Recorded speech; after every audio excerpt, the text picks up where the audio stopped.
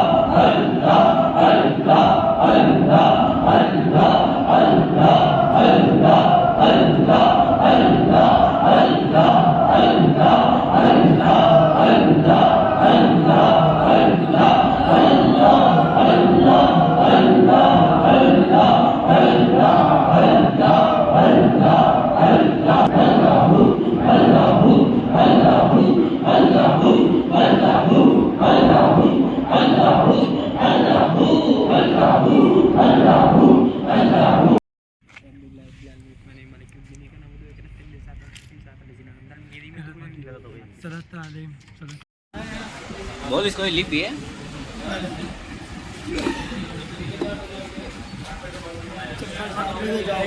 पकड़ा दिया चम्मच का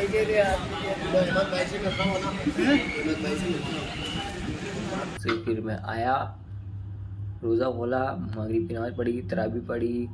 तरावी पढ़ने के बाद फिर मैं गया सलातो तस्बीह पढ़ने मस्जिद में। वहीं रुके हुए थे, वहीं नमाज वगैरह सब कुछ पढ़ी। फिर वहाँ से मैं अभी जस्ट निकला हूँ, अभी मैं घर पे आया हूँ। फिर घर पे आने के बाद अब थोड़ी देर पढ़ूँगा, फिर रोज़ा रखूँगा, फजर की नमाज़ पढ़ूँगा, फिर सो जाऊँगा।